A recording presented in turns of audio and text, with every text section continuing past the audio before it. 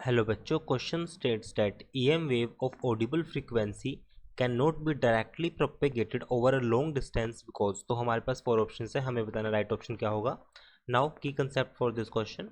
की कंसेप्ट के लिए जैसे कि हम समझते हैं कि EM वेव हमारे पास क्या होती है। EM wave that is electromagnetic waves which consist, so we can write these wave consist electric and magnetic field. These wave consist electric and magnetic field, जिसमें इलेक्ट्रिक फील्ड भी होती है और मैग्नेटिक फील्ड भी होती है। These wave consist electric and magnetic field which are perpendicular to each other.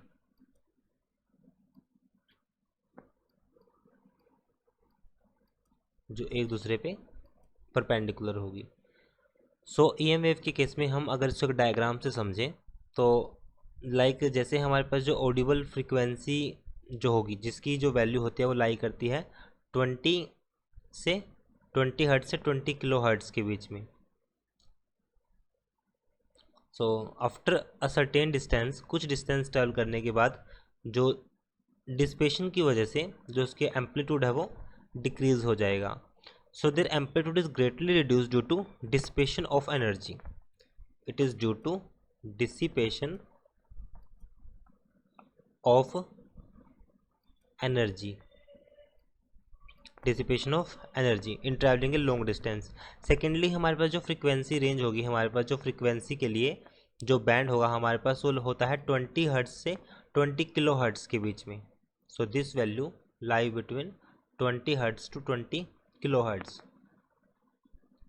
20 hertz से 20 kilo hertz.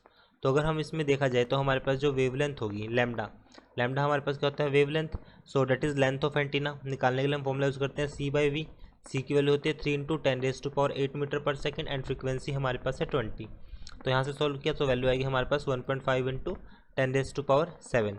और अगर ये हमारे पास लेंथ ऑफ एंटीना है, अगर सेकेंड लेंथ की मैं बात करूँ लैम्डा टू हायर फ्रीक्वेंसी के लिए C/nu सॉरी, सो 3 × 10⁸ और ये वैल्यू हो जाएगी हमारे पास 2 × 10⁴ बिकॉज 20 किलो हर्ट्ज के लिए। सो ये वैल्यू आएगी हमारे पास 1.5 × 10⁴। So these are not practical possible. जो हमारे पास लेंथ आई है ये प्रैक्टिकल पॉसिबल नहीं है, प्रैक्टिकल पॉसिबल नहीं है। So these are not practical possible. और सेकेंडली जो एनर्जी होगी हमारे पास, जैसे कि have very small energy content. जो इलेक्ट्रोमैग्नेटिक वेव ऑडिबल फ्रीक्वेंसी होती है उसका बहुत ही स्मॉल एनर्जी कंटेंट होता है, लाइक 10⁻⁻12 इलेक्ट्रॉन वोल्ट ये एनर्जी कंटेंट है।